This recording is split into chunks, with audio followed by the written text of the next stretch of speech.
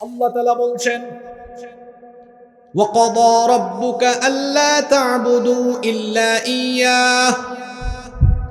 আর তোমার রবের পক্ষ থেকে আদেশ এসেছে, আল্লাহ তা'বুদু ইল্লা ইয়্যাহ, তোমরা তাকে ছাড়া অন্য আর কারো ইবাদত করবে না। ইবাদত একমাত্র যার করতে হবে। গলার আওয়াজ বড় করে সবাই বলেন, তিনি কে? কোরআনে কারীমের 4 নাম্বার সূরা সূরাতুন নিসা-এর 36 নম্বর আয়াতে রব্বুল আলামিন বলছেন, ওয়া'বুদুল্লাহা ওয়া লা তুশরিকু বিহি শাইআ। আর তোমরা আল্লাহর ইবাদত করো, তার ইবাদতে অন্য কাউকে শরীক করো না। কারণ আল্লাহ হচ্ছেন একক, অদ্বিতীয়, তিনি হচ্ছেন এক, তার সাথে কোনো শরীক নাই। এজন্য আল্লাহ বলেছেন, একমাত্র কেবলমাত্র ইবাদত যার করতে হবে তিনি কে? আল্লাহ বলছেন একমাত্র আমার গোলামি করো।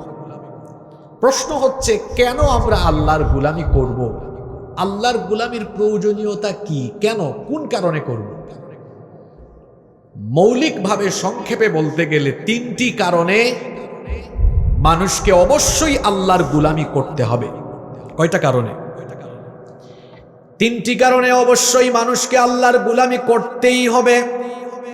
তার প্রধান কারণ হলো, প্রথম কারণ হলো, এটা হচ্ছে বান্দার উপরে, মানুষের উপরে আল্লাহর হক, যে মানুষ আল্লাহর ইবাদত করবে। কারণ মানুষের স্রষ্টা যিনি, মানুষকে যিনি সুন্দর সুরত দিয়ে তো সুন্দর করে বানিয়েছেন, জুড়ে বলেন তিনি কে? তিনি যেহেতু সকল সৃষ্টির স্রষ্টা, তিনি মানুষের স্রষ্টা। এই জন্য এই মানুষের উপর আল্লাহর হক হলো, এই মানুষ একমাত্র আল্লাহর ইবাদত করবে, আল্লাহর গোলামি করবে। বুখারী শরীফে হাদিস এসেছে, আন মুআদ ইবনে জাবাল রাদিয়াল্লাহু আনহু قال, মুআদ বিন জাবাল রাদিয়াল্লাহু আনহু এই হাদিসের বর্ণনাকারী সাহাবী, তিনি বলছেন, قال كنت ردف النبي, আমরা মহব্বতে বলি সাল্লাল্লাহু আলাইহি ওয়াসাল্লাম আলা হিমার। তিনি বলছেন, আমি আল্লাহর নবীর পেছনে একটি গাধার উপরে ছিলাম, গাধার উপরে আরোহিত অবস্থায় ছিলাম। আল্লাহর নবী আমাকে ডেকে বললেন, ইয়া মুআদ, হে মুআজ, হাল তাদরি হাক্কাল্লাহ, হাল তাদরি হাক্কাল্লাহি আলা ইবাদিহি ওয়া মা হাক্কুল ইবাদি আলাল্লাহ। আচ্ছা মুআজ, তুমি কি জানো নাকি বান্দার উপরে আল্লাহর হক কি, আর আল্লাহর উপরে বান্দার হক কি?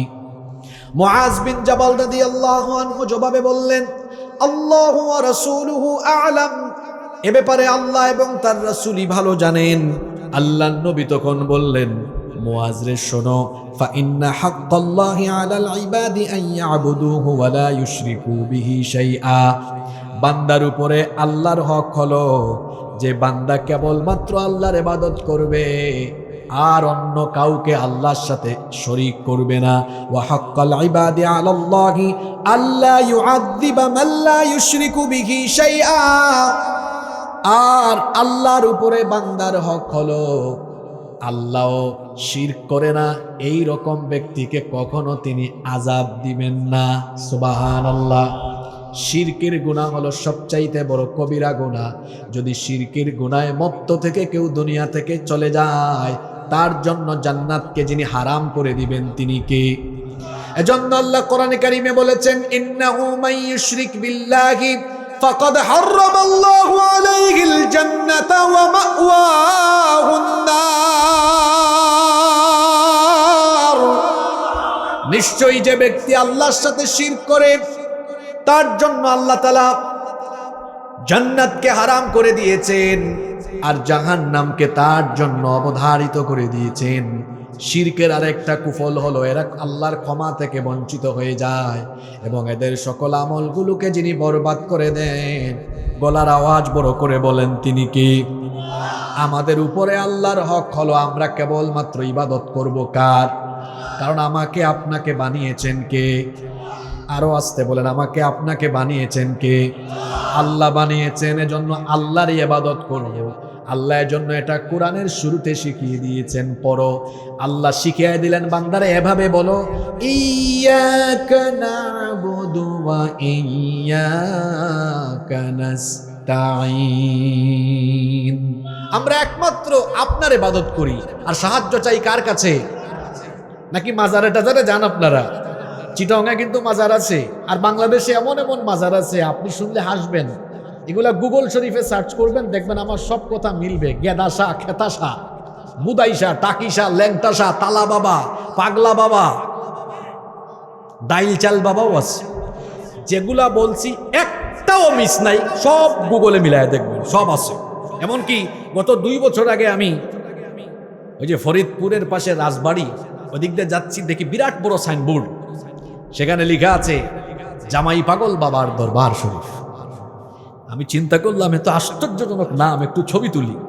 এটা ছবি তুলে ফেসবুকে আমি আমার পেজে পোস্ট করে ক্যাপশন লিখেছি, আমি বাংলাদেশে এক জায়গায় জামাই পাগল বাবার দরবার পেয়েছি। জানি না বাংলাদেশে বউ পাগল কোনো দরবার টরবার আছে কিনা।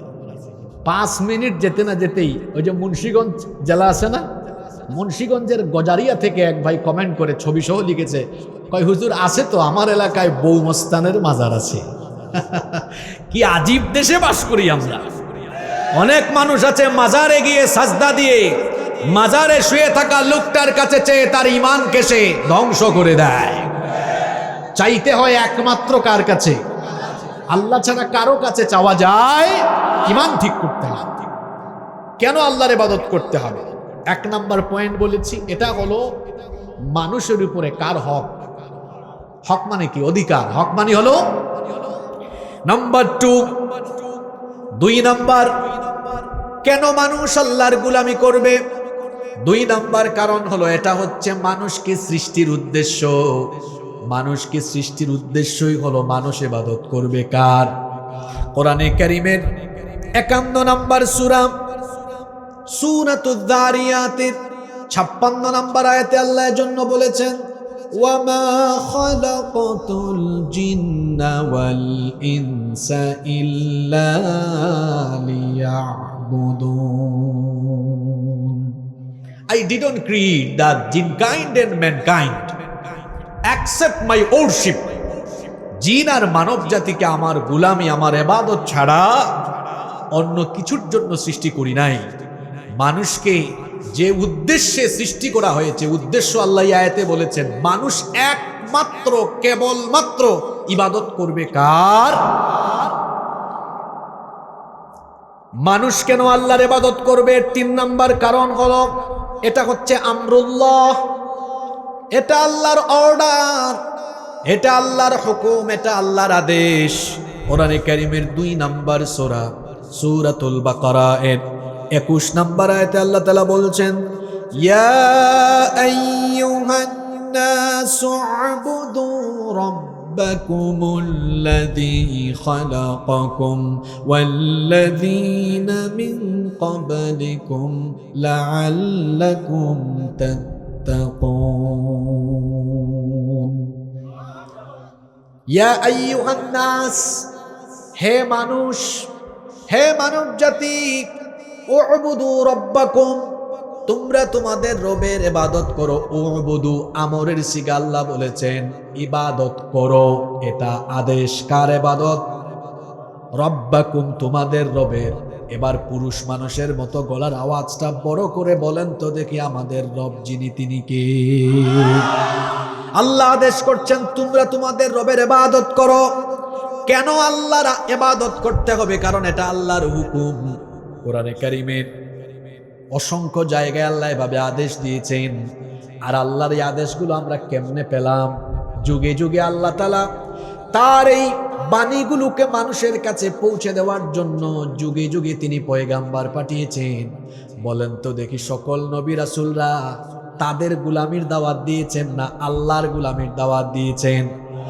আমরা কি নবীর গোলাম না আল্লাহর গোলাম? আমরা আল্লাহর গোলাম আর নবীর উম্মত, আমরা নবীর অনুসারী। একজন নবীর দাওয়াতের সাথে আরেকজন নবীর দাওয়াতের কোনো মিল ছিল না, ভিন্নতা ছিল না। সকল নবী এবং রাসূলদের দাওয়াতি সম্ভাষণ একরকম ছিল, সকলেই তাওহীদের দাওয়াত দিয়েছেন।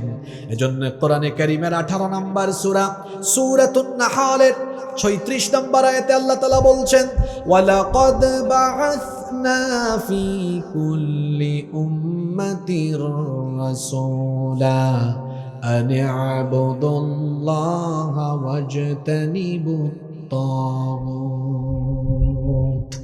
আর অবশ্যই প্রত্যেক উম্মতের জন্য আমি রাসূল পাঠিয়েছি, সকলেই বলেছেন আনি ইবুদুল্লাহ, ইবাদত করতে হবে, গোলামি করতে হবে কার? কোরআনুল কারীমের 21 নম্বর সূরা সূরাতুল আম্বিয়া এর 25 নম্বর আয়াতে আল্লাহ তাআলা আরো বলছেন, ওয়া মা আরসালনা মিন ক্বাবলিকা মির রাসূলিন ইল্লা নূহি ইলাইহি আন্নাহু লা ইলাহা ইল্লা আনা ফা'বুদুন। আল্লাহ তাআলা বলছেন, ও নবী, আমি আপনার পূর্বে যত রাসূল পাঠিয়েছি সকল রাসূলদের কাছে আমি একই রকমের ওহী বা নির্দেশ পাঠিয়েছি। সকলকেই বলেছি আমি ছাড়া আর কোনো মাবুদ নাই, আমি ব্যতীত আর কোনো উপাস্য নাই, এজন্য একমাত্র ইবাদত করো কার? আরো জোরে বলেন কার? আজকে যে সূরা বনী ইসরাঈলের 23 নম্বর আয়াত আমরা শুরু করলাম, এই আয়াতেও আল্লাহ একই কথা বলেছেন, ওয়া কাদা রাব্বুকা আল্লা তা'বুদু ইল্লা ইয়্যা। তোমার রবের পক্ষ থেকে আদেশ হয়েছে তিনি ছাড়া আর কারো ইবাদত করা। পিছনের ভাইরা ঘুমাই গেছেন নাকি? এবার আসেন, ইবাদত ইবাদত ইবাদত শুনতেছেন অনেকক্ষণ ধরে। এখন প্রশ্ন হলো, মা মা'নাল ইবাদাহ? হোয়াটস দ্য মিনিং অফ ইবাদাহ? ইবাদত বলতে আপনি কি বুঝেন? ইবাদত শব্দের অর্থ কি? মনোযোগ আছে আপনাদের? আপনারা তো মানুষকে নসিহত করেন না, সবাই কিন্তু ওয়াইজ এখানে। আপনারা তো বলেন, এই ইবাদত বন্দেগী ঠিকঠাক মতো করিস, বিপদে যাইস না। এই যে নসিহত করলেন, ইবাদত করিস, ইবাদত বলতে আপনি কি বুঝেন? ইবাদত মানে কি? ইবাদাহ, ইটস অ্যান অ্যারাবিক ওয়ার্ড, এটা তো আরবি শব্দ, এটার বাংলা কি বলেন তো? ইবাদত অর্থ কি? হ্যাঁ, অনেকগুলো অর্থ আছে, কিন্তু অ্যাপ্রোপ্রিয়েট অর্থ এখনো হয় নাই। আমাদের দেশে বেশ কিছু শব্দের অপব্যাখ্যা হয়েছে। যেমন বলেন তো দিন শব্দের অর্থ কি? দিন শব্দের এদিক থেকে একজন বলেছে, দিনাজপুর যে শিক্ষা দীক্ষার নগরী, এটা প্রমাণ হয়েছে আলহামদুলিল্লাহ। অনেক জায়গায় বলে দিন অর্থ ধর্ম, এটা ভুল। এখানে আলেমরা বসে আছেন, কামুস, অভিধান, ডিকশনারি খুললে দেখবেন আমি উলামাদেরকে সাক্ষ্য রেখে বলছি, দিন শব্দের অর্থ ধর্ম নয়।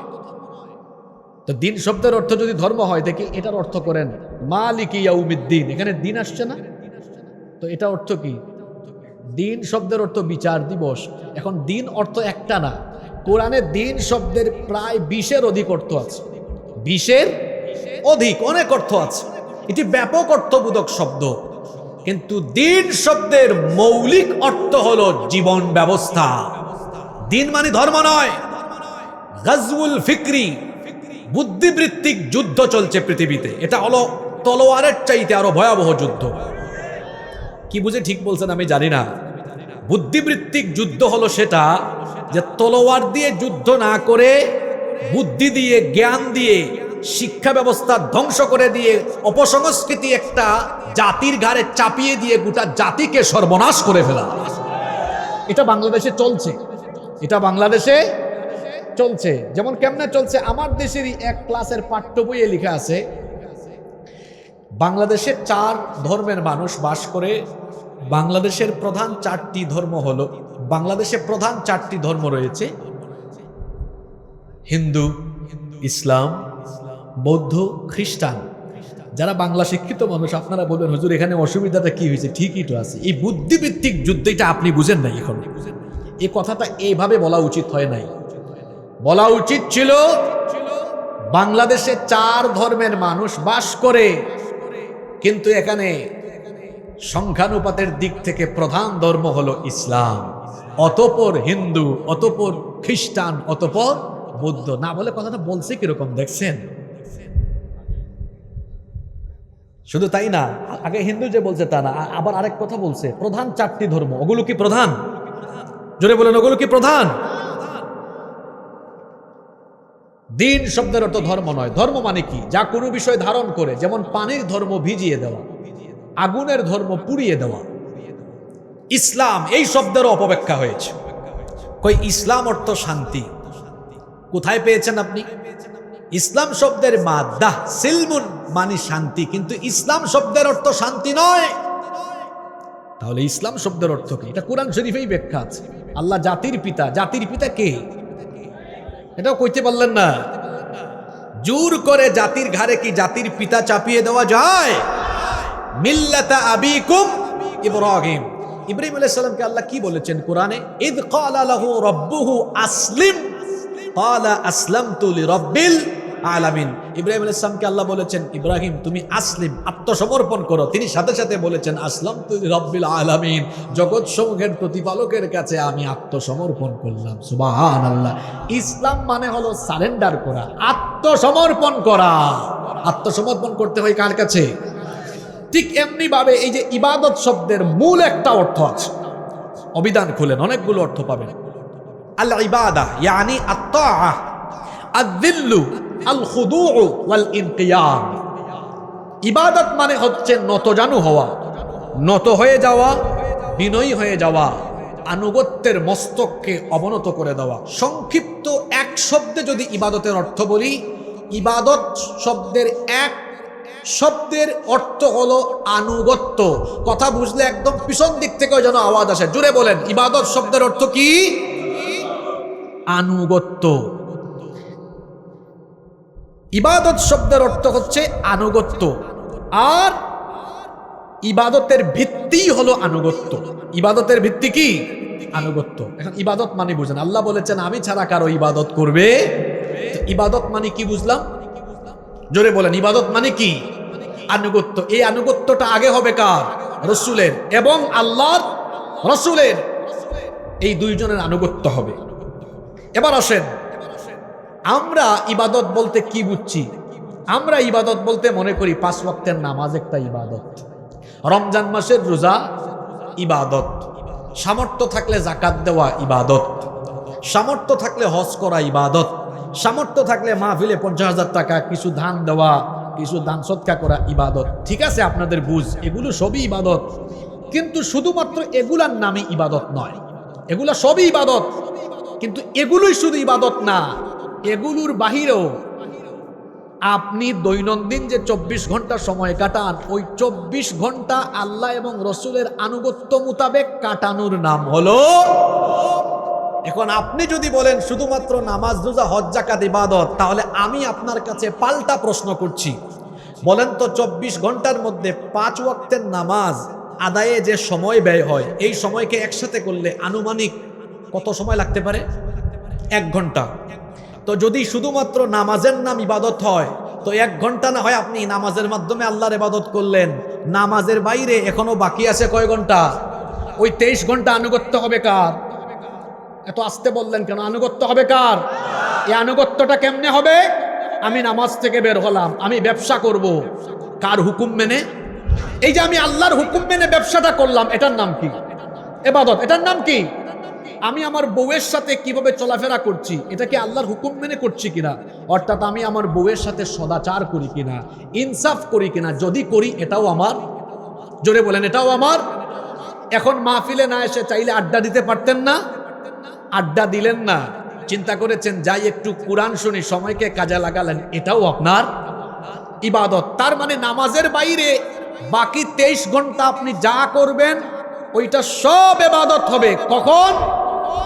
যখন আপনি আল্লাহর হুকুম আর রসুলের তরিকায় করবেন, তখন এটা ইবাদত হয়ে যাবে। সুবহানাল্লাহ। আচ্ছা, এখানে যুবক তরুণ ভাইয়েরা আছেন, আপনারা অনেকে নায়ক, গায়ক, খেলোয়াড়কে ফলো করেন।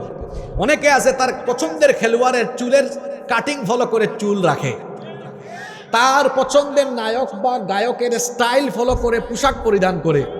আপনারা আমাকে বলেন তো, এইরকম পছন্দের নায়ক, গায়ক, খেলোয়াড়ের পোশাক আশাক, চাল চলন, চুলের কাটিং অনুসরণ করলে সওয়াব হয়? উল্টা আরো গুনাহ হয়। কিন্তু পৃথিবীতে একজন মহামানব আছেন, মুহাম্মাদুর রাসূলুল্লাহ সাল্লাল্লাহু আলাইহি ওয়াসাল্লাম উনার মতো কথা বললে, উনার মতো বসলে, উনার মতো চললে, উনার মতো খাইলে, উনার মতো ঘুমালে, এক কথায় উনার পদ্ধতি ফলো করলে 24টা ঘন্টা ফেরেশতা আমলনামায় সওয়াব লিখতে লিখতে লিখতে লিখতে পুরো আমলনামাকে ভরপুর করে ফেলে। সুবহানাল্লাহ। তাহলে শুধুমাত্র 24 ঘন্টার 1 ঘন্টা নামাজে 5 ওয়াক্ত আদায় করলেই ইবাদত হয় না। যে আল্লাহর হুকুম মতো আমি নামাজ আদায় করি, সে আল্লাহর হুকুম মতো আমি আমার ব্যবসা প্রতিষ্ঠানও পরিচালনা করি, যে আল্লাহর হুকুম মতো আমি রমজান মাসে রোজা রাখি, সে আল্লাহর হুকুম মতো আমি আমার বউকে, আমি আমার মেয়েদেরকে পর্দায় রাখি, যে আল্লাহর হুকুম মতো আমি যাকাত প্রদান করি, সে আল্লাহর হুকুম মতো আমি আমার সমাজ এবং রাষ্ট্রের বিচার ফয়সালা পরিচালনা করি, যে আল্লাহর হুকুম মতো আমি হজ করি, উমরা করি, সে আল্লাহর হুকুম মতো আমি যদি আমার দেশকে, সমাজকে আল্লাহর দেওয়া নির্দেশনা, রসুলের দেওয়া আদর্শ মোতাবেক পরিচালনা করি, তাহলে আমার যাবতীয় সবকিছু ইবাদত অর্থাৎ আল্লাহর আনুগত্যের ভেতরে পড়ে যাবে। এজন্য শুধুমাত্র নামাজের নাম ইবাদত নয়, বরং আমার জীবনেও যদি আল্লাহর আনুগত্য, রসুলের আনুগত্য থাকে, সেটাও হবে ইবাদত। এজন্য আল্লাহ বলেছেন, ও নবী শিখায় দেন, শুধু নামাজটা আল্লাহর জন্য হবে না, বরং নামাজ ছাড়া বাকিটাও জীবনের সবটুকু হতে হবে কার জন্য? আস্তে বলবেন না, জোরে বলেন, কার জন্য? এজন্য আল্লাহ নবীর মাধ্যমে শিখায়েছেন। কোরআনে কারীমের 6 নম্বর সূরা সূরাতুল আনআমের 162 নম্বর এবং 163 নম্বর আয়াত নবীর মাধ্যমে আল্লাহ শিখিয়েছেন, কুল ইন্না সলাতি ওয়া নুসুকি ওয়া মাহইয়ায়া ওয়া মামাতি লিল্লাহি রাব্বিল আলামিন লা শারীকা লাহু ওয়া বিযালিকা উমিরতু ওয়া আনা আউয়ালুল মুসলিমিন। আপনি বলুন, নিশ্চয়ই আমার নামাজ, দেখেন এতটুকু শেষ নয়, আমার নামাজ, আমার কুরবানি, আমরা কিন্তু মনে করি এগুলো ইবাদত। এরপরে আল্লাহ বলছেন, ওয়া মাহইয়ায়া ওয়া মামাতি, নবী বলুন, এদেরকেও শিখান, আমার জীবন, আমার মৌত। জীবন মানে কি? যেদিন দুনিয়াতে এসেছি সেদিন থেকে নিয়ে মৃত্যুর আগ পর্যন্ত এই গোটা সময়টার নাম কি? জীবন। এই জীবন আল্লাহ শিখাচ্ছেন, এই জীবন শয়তান, তাগুত, আল্লাহর হুকুমের আনুগত্যের বাইরে নয়। নবী আপনি এবং আপনার উম্মত সবাইকে ঘোষণা দেওয়ান, আমার গোটা জীবন কার জন্য? জোরে বলেন, কার জন্য? তা আপনি যে মাঝে মাঝে বলেন, নেতা আমার জীবন আপনার জন্য, আমার সংগ্রাম আপনার জন্য, মুখের ভাষা ঠিক করেন। আল্লাহ শিখিয়েছেন, তোমার জীবন কার জন্য? জোরে বলেন, কার জন্য? আমি তো আগেই বলেছি, যুবক ভাইয়েরা, তোমাদেরকে অনেকে টার্গেট করে, তার ক্ষমতায় যাওয়ার হাতিয়ার হিসাবে তোমাকে টার্গেট করে সামান্য জিলাপি, বিরিয়ানি, 500 টাকার নোট দিয়ে তোমাকে মোটরসাইকেলে শুডাউনে সামনে পিছনে ঘোরাইয়া তোমাকে চামচার মতো তারা ব্যবহার করতে চায়। তুমি কারো চামচা নও, কারো চামচামি করো না। তোমার এই তারুণ্য, তোমার এই যৌবন, তোমার এই ঘাম, তোমার এই শ্রম, তোমার এই রক্ত, এটা কোনো নেতা নেত্রীর জন্য নয়। যদি এটা খরচ করতে হয়, আল্লাহর জন্য খরচ করতে হবে।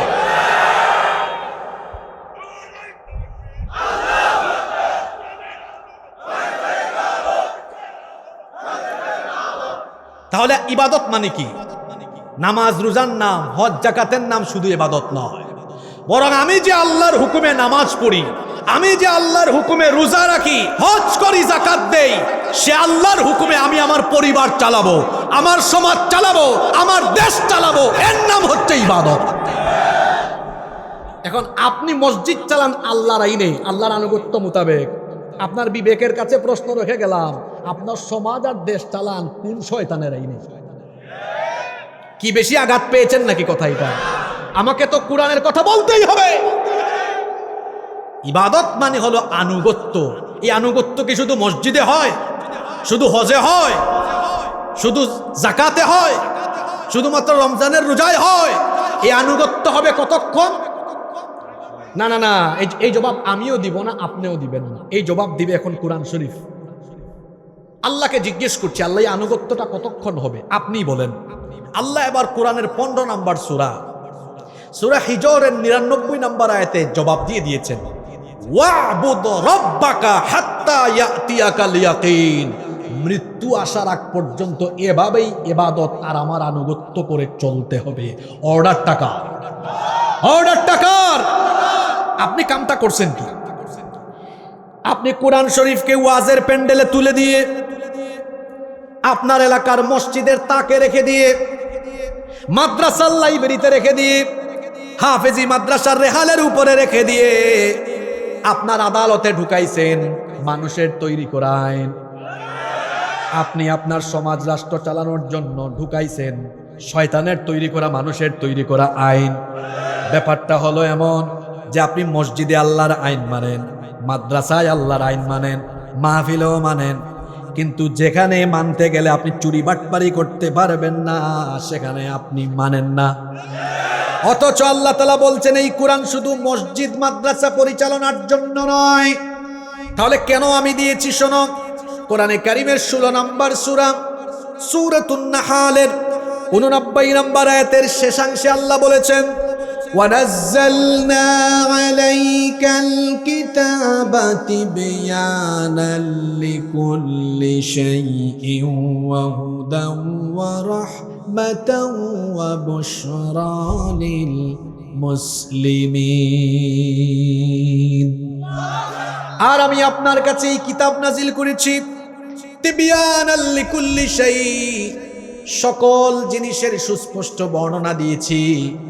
এই কোরআনে কেমনে চুরির বিচার করতে হবে আমি দিয়েছি, কেমনে ডাকাতির বিচার করতে হবে সেটাও দিয়েছি, কি করে অপরাধীর বিচার করতে হয়, আদালত চালাতে হয়, সেই ফৌজদারি দেওয়ানি দণ্ডবিধি কোরআনে আছে না নাই, কি করে অর্থনৈতিক ব্যবস্থাপনা পরিচালিত হবে সেই নীতিও দিয়েছি।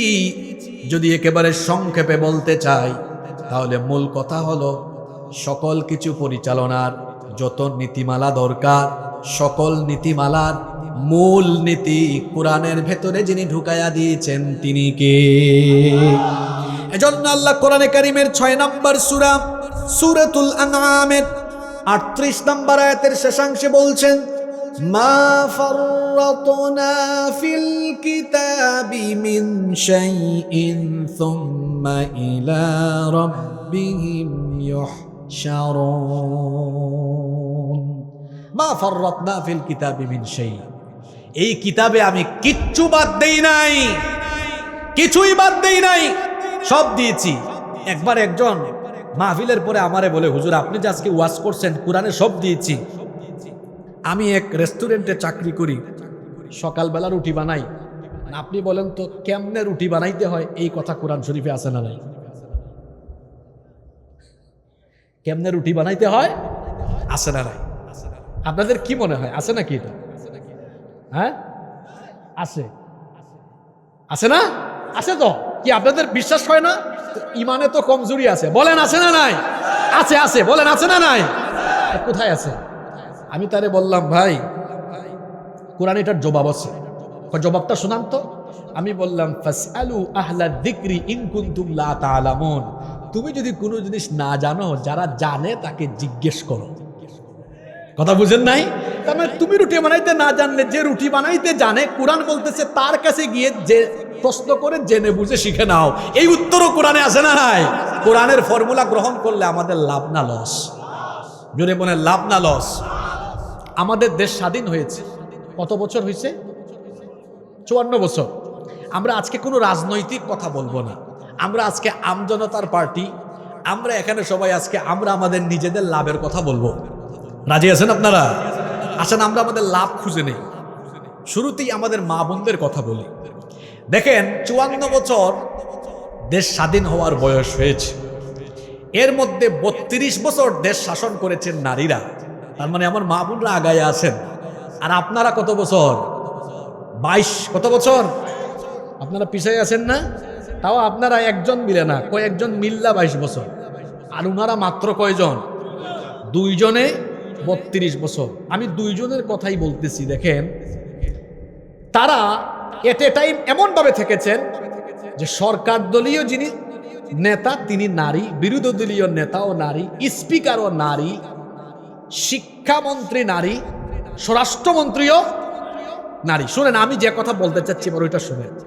তাইলে 54 বছরের মধ্যে 32 বছর নারীরা ক্ষমতা পরিচালনা করেছে, বড় বড় পদে থেকেছে। এবার আপনারা আমারে জবাব দেন তো, বাংলাদেশে কি ধর্ষণ বন্ধ হয়ে গিয়েছে? কলেজ বিশ্ববিদ্যালয়ে নারীদেরকে ইফটিজিং করা, শ্লীলতাহানি করা বাংলাদেশে একদম বন্ধ হয়ে গিয়েছে? আশ্চর্য কথা। 54 মধ্যে 32 বছর আপনারা মহিলারা দেশ চালাইলেন, আপনারা ধর্ষণও বন্ধ করতে পারলেন না, নারীর অধিকারও প্রতিষ্ঠা করতে পারলেন না, নারী এখনো বেজ্জত হয়, এখনো অপমানিত হয়। 32 বছর আপনারাই থাকলেন, মানুষের আইন দিয়া সমাজ দেশ চালাইলেন, নারীর ক্ষমতায়নের কথাও বললেন, কিন্তু কেউই নারী অধিকার প্রতিষ্ঠা করতে পারল। বরং আমরা দেখেছি এই 54 বছরে মানুষের আইন চলতে চলতে আর নারীরা থাকতে থাকতে পরিস্থিতি এমন হয়েছে। আপনাদেরকে মনে করায় দেই, গত কয়েক মাস আগে মাগুরায় আমার এক ছোট্ট বোন, তার নাম আসিয়া, আসিয়ার কথা মনে আছে আপনাদের? আমার এই ছোট্ট বোনটিকে নির্মমভাবে নরপিশাচের দল ধর্ষণ করেছিল। হাসপাতালে আমার এই ছোট্ট বোনটা কয়েকদিন থেকেছে। এরপরে সে বড় কষ্ট পেতে পেতে দুনিয়া থেকে গিয়েছে। দেখি দেশের খবর আপনারা কি রাখেন বলেন তো, ওই ধর্ষকটা জীবিত এখনো আছে না নাই? এবার আমি যে কথা বলতে চাই সেটা বলছি। আমাদের দেশের আদালতে চলছে আল্লাহর আইন না মানুষের আইন? এবার কথা শুনেন, কোন আইন? যে আইন থাকার ফলে আমার ধর্ষিতা বোন কবরে চলে যায় আর ধর্ষক 7-8 মাস ধরে এখনো বেঁচে থাকে, এই আইনের মুখে আমি লাথি মারি। এ কেমন আইন যে আইন থাকার ফলে আমার ধর্ষিতা বোন কবরে চলে যায় আর ধর্ষকরা সেঞ্চুরি করার পরে ফুলের মালা নিয়ে রাস্তায় হাঁটে? এই আইনের মুখে আমি ঝাড়ু নিক্ষেপ করি।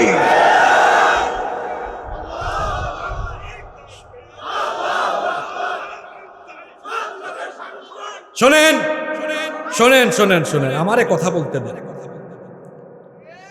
আমারে কথা বলতে দেন। এখন আল্লাহর আইন, আল্লাহর হুকুম আমাদের লাভের জন্য না লসের জন্য? আপনারা তো 32 বছর থেকেও পারেন নাই। আগামীকাল বলেন ধর্ষণের বিচার এখন সরাসরি কুরআন দিয়ে হবে। এই দেশে যতগুলো লুচ্চা আর বদমাশ আছে, এক বিচার দেখে সবাই তারের মতো সোজা হয়ে যাবে। তো কোরআনের আইন আমাদের ভালোর জন্য না খারাপের জন্য? এত ভালো আইন চায় না কারা? না না না না, কে বলছে মহিলারা চায় না? আরে মিয়া, ইসলাম প্রতিষ্ঠায় আপনাদের অবদান বেশি না মহিলাদের অবদান বেশি? সর্বপ্রথম আপনারা পুরুষ মানুষরা বিরোধিতা করছেন, আর মহিলারা সর্বপ্রথম ঈমান আনছে।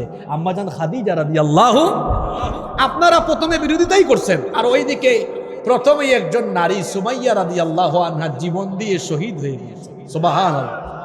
আপনারা মা বোনদের কথা বলতেছেন, মা বোনদের অবদান ইসলামে আপনাদের থেকে বেশি, সংসারেও তাদের অবদান আপনাদের থেকে বেশি। আপনারা এখন আমার সাথে একমত হবেন না, আমি জানি। পুরুষ মানুষ তো আপনারা বলবেন, হুজুর তাদের অবদান কেমনে বেশি হয়? সারাদিন মাঠে ঘাটে আমরা কাজ করি। তো জানতো, একটু 1 ঘন্টা রান্না করেন, পেঁয়াজ কাটেন, দেখবেন কেউ মারা লাগবে না, এমনি চোখে দিয়া পানি বাইরে হয়ে যাবে। একটা সংসার, ওই যে বলা হয় না, সংসার সুখী হয় রমণীর গুণে। নারীদের অনেক অবদান। এজন্য যারা বিবাহিত নিজেদের স্ত্রীকে মহব্বত করবেন, কর্কশ ভাষী হবেন না। বউয়ের সাথে ভেজাল করবেন, ভেজাল আরো বাড়বে, চেহারাও নষ্ট হবে। তুমি বিয়ে করো না তো কি হয়েছে, চুপচাপ থাকো, অপেক্ষা করো, তোমার সময় আসলে এমনি বিয়ে করতে পারবে। তোমার আরো বড় দায়িত্ব, তোমার দায়িত্ব কঠিন। তোমাকে এখন শয়তান খুঁচাবে বেশি, ফেসবুকে ওইটারে ফ্রেন্ড রিকোয়েস্ট পাঠাও। তোমার দায়িত্ব বড় কঠিন, শয়তান চাইবে তোমারে হারাম রিলেশন করাতে, আর তুমি প্রতিনিয়ত শয়তানের সাথে জিহাদ করার জন্য প্রস্তুত থাকা লাগবে। যারা অবিবাহিত আছে এরা তো মিসকিন। মিসকিন কেন বললাম? এদের তো বউ নাই, তো এদের দায়িত্ব কম না বেশি?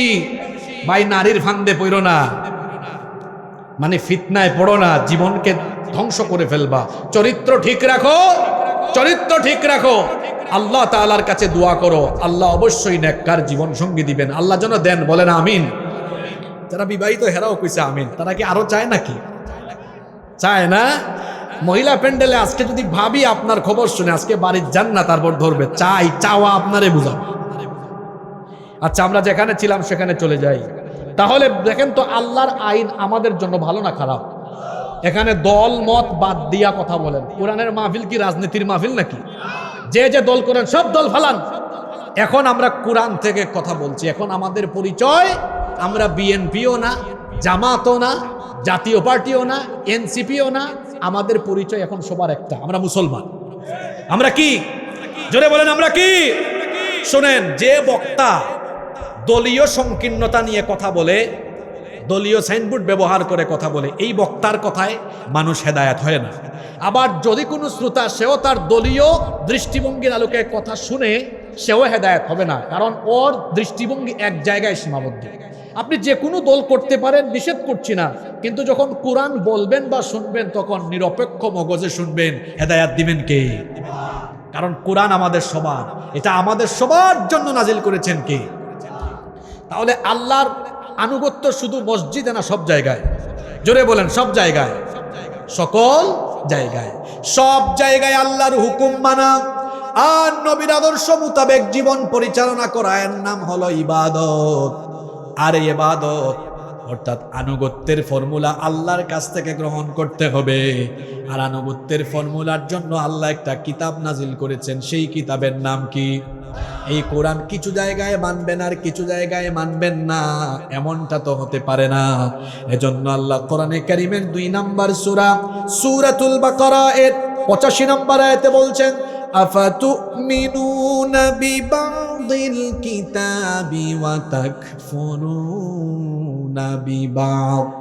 তোমাদের ঈমানের অবস্থা কি এমন নাকি যে তোমরা কোরআনের কিছু অংশ মানো, যেমন আকিমুস সালাহ, এটা মানো, আবার কোরআনে আল্লাহ বলেছেন আকিমুস সালাতের পাশাপাশি আল্লাহ বলেছেন আকিমুদ্দিন, দিন প্রতিষ্ঠা করো।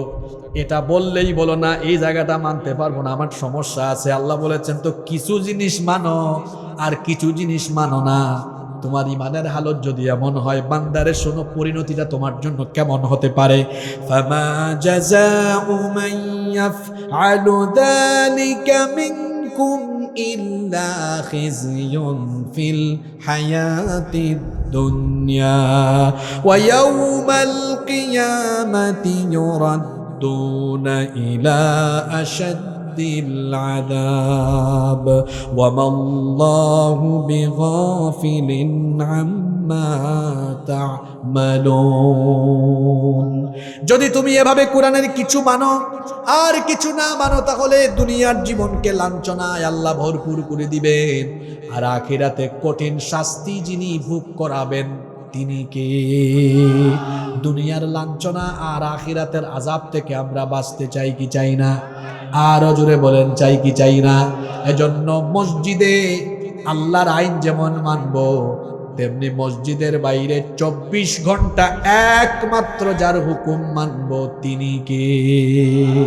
এজন্য আল্লাহ বলেছেন, পড়েন আমার সাথে, ওয়া ক্বাদা রাব্বুকা আল্লা তা'বুদু ইল্লা ইয়্যাহু ওয়া বিল ওয়ালিদাইনি ইহসানা।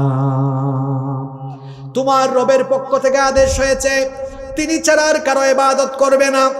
আল্লাহ তাআলা তার ইবাদতের কথা বলার পরে এর পরের অংশে আল্লাহ বলেছেন, ওয়া বিল ওয়ালিদাইনি ইহসানা।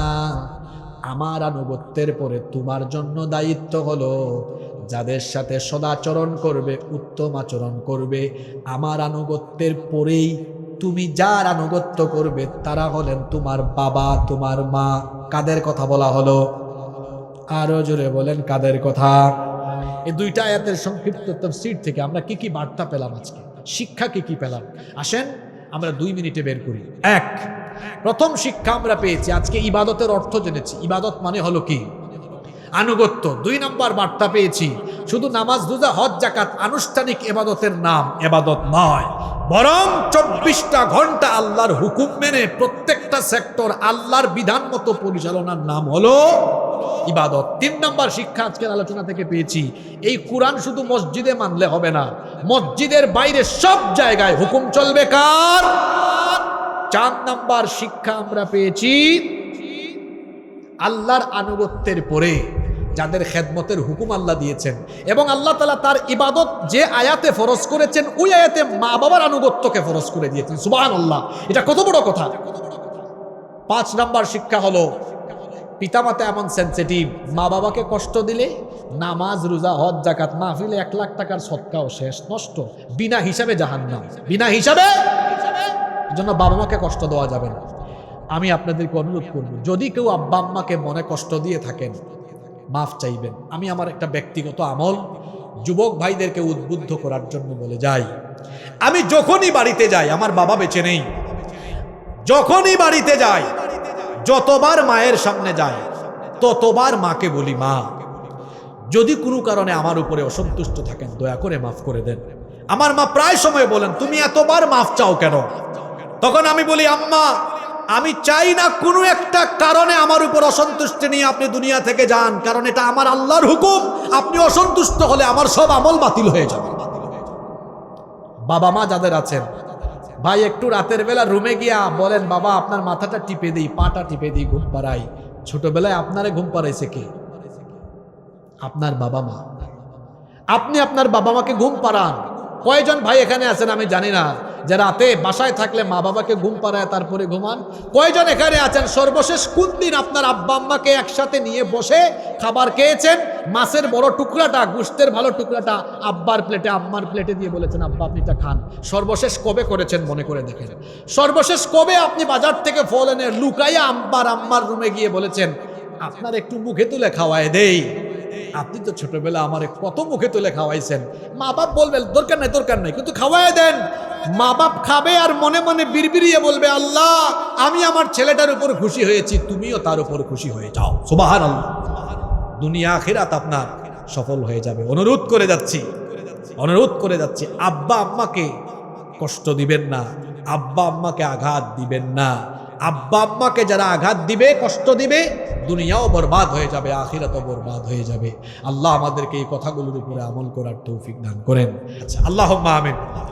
আলহামদুলিল্লাহি রাব্বিল আলামিন ওয়াসসালাতু ওয়াসসালামু আলা আশরাফিল আম্বিয়াই ওয়াল মুরসালিন। রব্বানা যালামনা আনফুসানা ওয়া ইল্লাম তাগফির লানা ওয়া তারহামনা লানাকুনান্না মিনাল খাসিরিন। রব্বুল আলামিন, সেই বিকেল থেকে সন্ধ্যা থেকে নিয়ে গভীর রাত হয়ে গেল, তোমার অসংখ্য বান্দা বান্দিরা এখানে এখনো বসে আছেন, দুনিয়াবি কোনো স্বার্থে নয়, শুধুমাত্র তোমার সন্তুষ্টির জন্য তোমার কালামে পাকের আকর্ষণে এখানে ছুটে এসেছেন। এই গভীর রাতে আমরা যারা হাত তুলেছি, কম হোক বেশি হোক, জীবনে সবাই আমরা গুনাহ করে ফেলেছি। মাবুদ, আমরা জানি আমাদের গুনাহের পরিমাণ অনেক বেশি, কিন্তু আমরা এটাও জানি আমাদের গুনাহের চাইতে তোমার দয়ার পরিমাণ আরো বহু গুণে বেশি। আল্লাহ, আমাদের গুনার দিকে না তাকিয়ে তোমার রহমতের দিকে দৃষ্টিপাত করে তোমার গফফার নামের খাতিরে আমাদের জীবনের ছোট বড় জানা অজানা যত গুনাহ আছে দয়া করে সব গুনাহ তুমি মাফ করে দাও। রব্বুল আলামিন, আমাদের স্ত্রী সন্তান পরিবারের সবাইকে মাফ করে দাও। এখানে দেখতে পাচ্ছি দাড়ি পাকা আমার অনেক মুরব্বী বাবারা এসেছেন, এত রাত পর্যন্ত তারা বসে আছেন। আল্লাহ, আমার এই বাবাদের জীবনের গুনাহ খাতা তুমি মাফ করে দাও, তাদেরকে মাসুম বানায়া বাড়ি ফিরাইয়া দাও। আমার এই বয়স্ক বাবাদেরকে ইমানি জিন্দেগি তুমি দান করে দাও। অসংখ্য যুবক ভাইদেরকে সামনে বসা দেখতে পাচ্ছি, আল্লাহ আমার এই যুবক তরুণ ছাত্র ভাইদেরকে তুমি মাফ করে দাও। আমার এই ভাইগুলোকে তুমি শয়তানের ওয়াসওয়াসা থেকে হেফাজত করো। মহিলা প্যান্ডেলে দূর দূরান্ত থেকে ছুটে এসেছেন হাজার হাজার মা বোনেরা, দান সদকায় তারাও শামিল হয়েছে। আল্লাহ, আমার মা বোনদেরকে তুমি মাফ করে দাও, তাদের প্রত্যেককে আবেদা সালেহা কানেতা বানিয়ে দাও। তাদেরকে পর্দায় থাকার তৌফিক দাও, পরহেজগার মুত্তাকি বানায়া দাও। রব্বুল আলামিন, আমাদের আব্বা আম্মাকে মাফ করে দাও, আমাদের আত্মীয় স্বজন যারা কবরে চলে গিয়েছেন মাফ করে দাও। এই কৃষ্ণচন্দ্রপুর চিরির বন্দর এলাকায় কবরস্থানে যত মুর্দেগান শায়িত আছেন আল্লাহ সবার কবরকে জান্নাতের বাগান বানিয়ে দাও। রব্বুল আলামিন আমাদের মধ্যে যারা অসুস্থ তাদেরকে শিফা দান করে দাও, আমাদের অভাব অনটন দূর করে দাও, ফসলের মাঠে ফসলে বরকত বাড়িয়ে দাও, রিজিকের মধ্যে বরকত দিয়ে দাও, যারা বেকার আছেন কর্মসংস্থানের ব্যবস্থা করে দাও। এত এত ছাত্ররা মাহফিলে এসেছে, তাদের মেধার মধ্যে জেহেন শক্তিতে আল্লাহ তুমি তাদের জেহেন শক্তি বৃদ্ধি করে দাও। স্কুল কলেজ মাদ্রাসার স্যারেরা উস্তাদেরা এসেছেন, আল্লাহ সবার ইজ্জত সম্মান বাড়িয়ে দাও। আমার ডানে বামে অনেক গুরুত্বপূর্ণ মেহমানরা বসে আছেন, বিশিষ্ট ব্যক্তিরা বসে আছেন, আল্লাহ তাদেরকে তুমি মাফ করে দাও, তাদের ইজ্জত সম্মান বাড়িয়ে দাও। এই মাদ্রাসা দারুল হাদিস রহমানিয়া হাফেজিয়া মাদ্রাসা এবং এতিমখানাকে আল্লাহ তুমি কবুল করে নাও। এই মাদ্রাসার সম্মানিত সভাপতি, সেক্রেটারি, কোষাধ্যক্ষ, অন্যান্য দায়িত্বশীল যারা আছেন আল্লাহ সবাইকে তুমি মাফ করে দাও। মাদ্রাসার সম্মানিত মুহতামিম সাহেব, সম্মানিত আসাতেজায়ে কেরাম যারা আছেন সবাইকে মাফ করে দাও। মাদ্রাসার ছাত্রদেরকে কবুল করে নাও। এই মাদ্রাসার যত অভাব অনটন আছে আল্লাহ দূর করে দাও। আজকের মাহফিলে তোমার অসংখ্য বান্দা বান্দিরা দান সদকা করেছেন, আল্লাহ সবার দান সদকা তুমি কবুল করে নাও। দূর দূরান্ত থেকে যারা মাহফিলে এসেছেন আল্লাহ তাদেরকে নিরাপদে বাড়ি ফিরে যাওয়ার তৌফিক দান করে দিও। মিডিয়ার অনেক ভাইয়েরাও দূর দূরান্ত থেকে ছুটে এসেছে, গভীর রাতে বাড়ি ফিরবে, আল্লাহ রাস্তাঘাটে তুমি তাদের হেফাজত এবং নিরাপত্তা দানকারী হয়ে যেও। আল্লাহ রাস্তাঘাটে তুমি আমাদের হেফাজতকারী হয়ে যাও। সাল্লাল্লাহু তাআলা আলা খায়রি খালকিহি মুহাম্মাদিন ওয়া আলিহি ওয়া আসহাবিহি আজমাইন বিফদলি সুবহান রাব্বিকা রাব্বিল ইজ্জাতি আম্মা ইয়াসিফুন ওয়া সালামুন আলাল মুরসালিন ওয়ালহামদুলিল্লাহি রাব্বিল আলামিন ওয়া জাআল আখিরা কালামিনা ইনদাল মাউতি লা ইলাহা ইল্লাল্লাহ মুহাম্মাদুর রাসূলুল্লাহ। আসসালামু আলাইকুম ওয়া রাহমাতুল্লাহি ওয়া বারাকাতুহু। ইন্নাল হামদালিল্লাহিল্লাযী বিনি'মাতিহি তাতিম্মুস সালিহাত الذي علم القرآن وأكرمنا بالإسلام وأنعم علينا بالإيمان نستغفره ونتوب إليه وأشهد أن لا إله إلا الله وحده لا شريك له ঠিক আছে মাইক একদম ঠিক আছে وأشهد أن سيدنا وسندنا وحبيبنا وطبيبنا وطبيب أرواحنا محمدا عبد الله ورسوله أرسله بالحق بشيرا ونذيرا وداعيا إلى الله بإذنه وسراجا منيرا أما بعد فقد قال الله تعالى في كلامه المجيد وفي فرقانه الحميد أعوذ بالله من الشيطان الرجيم بسم الله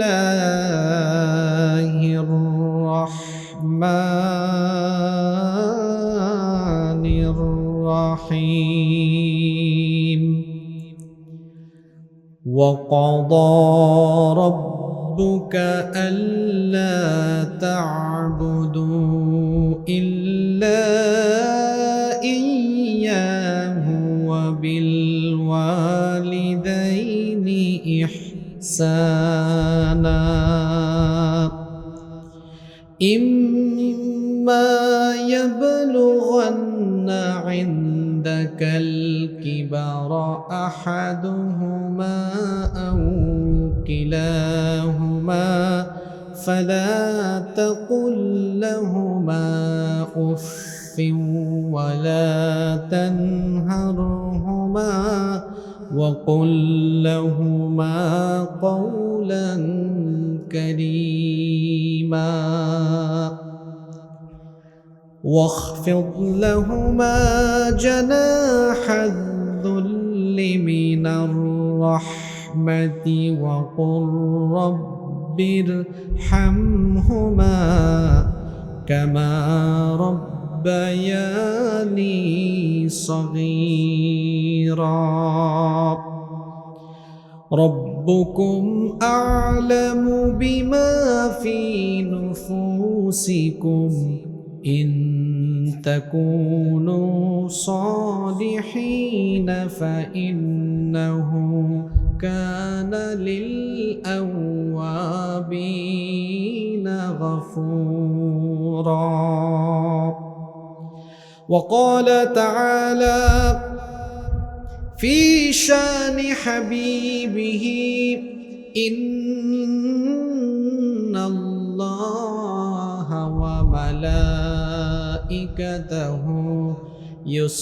يصلون على النبي يا أيها الذين آمنوا صلوا عليه وسلموا تسليما اللهم صل على محمد وعلى آل محمد كما صليت على إبراهيم وعلى آل إبراهيم إنك حميد مجيد اللهم بارك على محمد وعلى آل محمد كما باركت على إبراهيم وعلى آل إبراهيم إنك حميد مجيد ربي زدني علما ربي زدني علما رب اشرح لي صدري ويسر لي أمري واحلل عقدة من لساني يفقه قولي سبحانك لا علم لنا إلا ما علمتنا إنك أنت العليم الحكيم صدق الله العظيم বাংলাদেশের উত্তরাঞ্চলের অন্যতম জেলা দিনাজপুর জেলার চিরিরবন্দর উপজেলায় অবস্থিত কৃষ্ণচন্দ্রপুর দারুল হাদিস রহমানিয়া হাফেজিয়া মাদ্রাসা ও এতিমখানার উন্নতিকল্পে আয়োজিত আজকের এই ৩৯তম তাফসিরুল কোরআন মাহফিলের সমাপনী অধিবেশনের মুহতারাম শ্রদ্ধাভাজন সভাপতি বিশিষ্ট আলেমে দ্বীন বিশিষ্ট শিক্ষাবিদ অসংখ্য আলেমের উস্তাদ জয়পুর ফতেহ আলী ফাদিল মাদ্রাসা এর মুহতারাম সুযোগ্য অধ্যক্ষ জনাব হযরত মাওলানা মুহাম্মদ হায়দার আলী হাইয়াহুল্লাহ ওয়া আতালাল্লাহু আমরাহু ওয়া বারাকাল্লাহু ফি হায়াতিহি ওয়া জাআলাহুল্লাহু মিনাল ইবাদিল মুখলিসিন আমরা সবাই বলি আমিন। আজকের মাহফিলের সম্মানিত প্রধান অতিথি বিশিষ্ট ব্যবসায়ী মেসার্স বরকত ট্রেডার্স ও messrs national bricks manufacturing and company এর সম্মানিত ম্যানেজিং ডিরেক্টর জনাব মোহাম্মদ বরকতুল্লাহ, বিশেষ অতিথি বিশিষ্ট ব্যবসায়ী ও সমাজসেবক জনাব মোহাম্মদ শফিকুল ইসলাম লিটন। আল্লাহ তাআলা উভয়কে দ্বীনের জন্য, কোরআনের জন্য কবুল করে নেন। আমরা সবাই বলি আমিন। আজকের মাহফিলে বক্তব্য রেখেছেন বিশিষ্ট আলেমে দ্বীন জনাব মাওলানা মুহাম্মদ মতলুবুর রহমান সিদ্দিকী। বক্তব্য রেখেছেন মাওলানা মুহাম্মদ মুকাররম হোসাইন হাফিজাহুমুল্লাহু ওয়া রাআহুম ওয়া আতালাল্লাহু উমরাহুম ওয়া তাকাব্বালাল্লাহু জুহুদাহুম লিখিদমাতিদ দ্বীন। আমরা সবাই বলি আমিন। মাহফিলে মঞ্চে বসে আছেন আমাদের মাথার তাজ, শ্রদ্ধাভাজন ওলামা-এ কেরাম, এসেছেন বিভিন্ন মাদ্রাসার আসাতিদায়ে কেরাম, মাহফিলে এসেছেন বিভিন্ন স্কুল কলেজের সম্মানিত স্যারেরা। আমার ডানে বামে বসে আছেন এই এলাকার সম্মানিত গণ্যমান্য বিশিষ্ট ব্যক্তিবর্গ, এসেছেন সম্মানিত ব্যবসায়ী ভাইয়েরা।